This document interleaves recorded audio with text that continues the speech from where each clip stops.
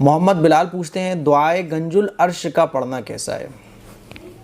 دیکھو دعائے گنج العرش کا پڑھنا کیسا ہے، دعائے گنج العرش میں کوئی ایسی بات نہیں ہے جو ناجائز ہو. دعائے گنج العرش پڑھنا جائز ہے، یہ ایک دعا ہے، لیکن اس کی فضیلت میں جو لوگوں نے من گھڑت باتیں بنا رکھی ہیں نا، اور یہ بھی منسوب کر دیا ہے لوگوں نے کہ دعائے گنج العرش یہ سنت ہے، تو سنت نہیں ہے.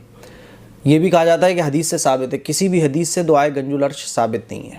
ٹھیک ہے، اس کی فضیلت میں جو چیزیں لوگوں نے گڑھ لی ہیں کہ اس کے پڑھنے سے یہ کام ہو جاتا ہے، وہ کام ہو جاتا ہے، مشکلیں حل ہو جاتی ہیں، یہ دنیا بھر کی باتیں جو اس کی فضیلت میں کہی جاتی ہیں وہ کسی بھی حدیث سے ثابت نہیں ہے. ٹھیک ہے نا، دعائے گنج العرش ایک دعا ہے، اس کو مسنون نہ سمجھا جائے، ایسے ہی پڑھ لیں آپ، کوئی مسئلہ نہیں ہے، لیکن اس کی فضیلت جو لوگ بتاتے ہیں کہ اس کے پڑھنے سے یہ ہو جاتا ہے وہ ہو جاتا ہے، تو بھئی یہ کس نے بتا دیا آپ کو؟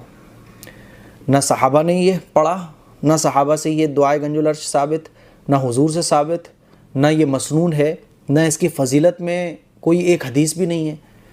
اسی لیے ایک دعا ہے، نارمل پڑھ سکتے ہیں آپ، لیکن اس کی فضیلت کو سمجھنا اور اس کو سنت سمجھنا اور یہ سمجھنا کہ یہ حضور سے ثابت ہے، ایسا کچھ بھی نہیں ہے. دعائے گنج العرش ایک دعا ہے جس کو آپ پڑھ سکتے ہیں. ناد علی بھائی یہ شیعوں کا کام ہے، اور یہ ناد علی کے معنی کیا ہیں؟ علی کو پکارنا، شیعہ پکارتے ہیں، اور وہ دنیا بھر کے ان کے عقیدے غلط ہیں، اسی لیے ناد علی نہیں پڑھنا چاہیے. میرا سوال کا جواب ضرور دیں. میرے بھائی نے گنج العرش پڑھنے کی صلاح دی تھی، بہت فضیلت ہے. یہی تو میں آپ سے کہہ رہا ہوں، بہت فضیلت ہے. اب یہ فضیلت ہے تو کسی بھی چیز کی فضیلت کون بتاتے ہیں؟ ہمارے نبی بتاتے ہیں. کسی بھی چیز کی فضیلت ہوتی ہے تو وہ کہاں سے ثابت ہوتی ہے؟ حدیث سے ثابت ہوتی ہے، قرآن سے ثابت ہوتی ہے. صحابہ نے حضور سے اس فضیلت کو سنا ہوتا ہے تو صحابہ بتاتے ہیں. اب دعائے گنج العرش، پہلے تو دعائے گنج العرش جو ہے نا یہ حدیث سے ہی ثابت نہیں ہے، ایک دعا ہے. تو دعا تو ہم مانگ سکتے ہیں اگر دعا میں کوئی بھی غلط الفاظ نہیں ہے، شرکی یا کفری الفاظ نہیں ہیں، اللہ سے ہی مدد طلب کی گئی ہے. دعائے کوئی بھی دعا ہم پڑھ سکتے ہیں، دعائے گنج العرش بھی پڑھ سکتے ہیں، لیکن اس کی جو فضیلت ہے وہ لوگوں کی بنائی ہوئی ہے.